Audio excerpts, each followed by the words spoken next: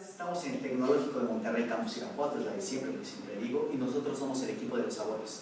Estamos conformados por Antonio Lizarraraz, Iván Domínguez y su servidor Armando Rogero. En esta ocasión nosotros les vamos a hablar de la geometría molecular y vamos a explicar qué es, cómo funciona y cuáles son las propiedades de este tema. Para esto nos vamos a basar en definiciones, ejemplos y analogías para facilitar la comprensión. Primero, vamos a definir qué es la geometría molecular. Y este tema hace referencia a la disposición espacial en la cual se encuentran los átomos de una molécula. Dicha molécula influye notablemente en las propiedades físicas y químicas de las sustancias. La geometría molecular de una sustancia se puede predecir con gran exactitud empleando las estructuras de Lewis y el modelo RFE-CB. Como estaba comentando, esto tiene que ver con el modelo de la repulsión de los pares electrónicos en la última capa de valencia, o sea, el RFE-CB. Y esto tiene su asociación con la teoría de repulsión de los pares electrones de valencia, el TRPEB, y se basa en el simple argumento de que los grupos de electrones se representan unos con otros y la forma que se adapta es la molécula, que será aquella en la que la repulsión de los grupos de electrones sea la mínima. Este modelo considera que la disposición espacial de los diferentes átomos que constituyen una molécula, dependiendo de la cantidad de pares electrónicos, o sea, las nubes electrónicos, que existen alrededor de cada átomo y de la repulsión que existe entre ambos, así como también el tipo de átomos presentes en la molécula. Bueno, vamos a proceder ahora a analizar la imagen que están viendo en la pantalla, que es para calcular la geometría molecular. Entonces, lo que nosotros tenemos es números del 0, 1, 2, 3 hacia el 2, 3, 4, 5, 6 en vertical. Y eso nos indica, los números en vertical nos indican el número de cosas que hay alrededor de la molécula central, por así decirlo. Y lo que dicen lone pair significa los que son sólidos, o sea, los electrones que no están unidos con nada, que están flotando alrededor de la molécula.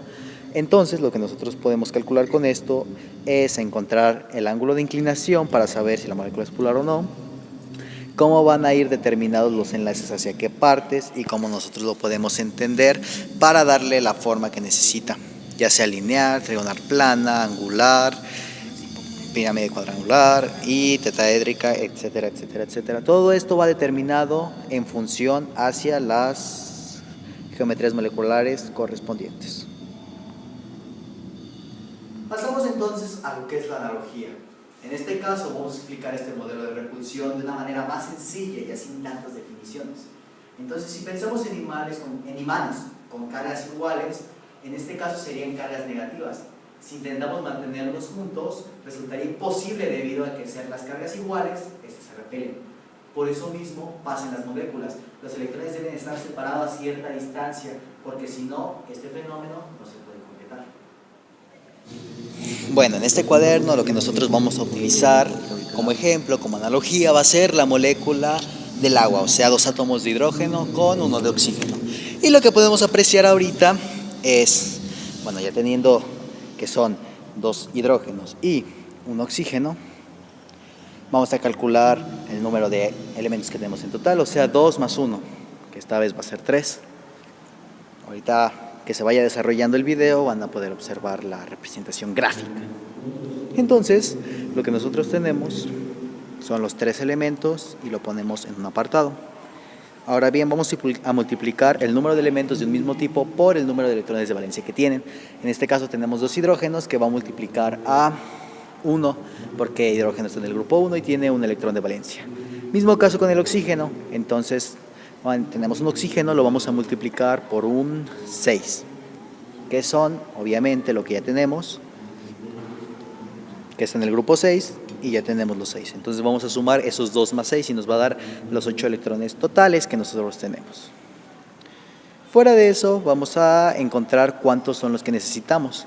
Eso se hace con una fórmula general que multiplicas 2 por el número de hidrógenos que tenemos y 8 por el otro elemento que tenemos. O sea, quedaría 2 por 2 y 8 por 1. Eso se suma y nos dan 2 electrones que necesitamos.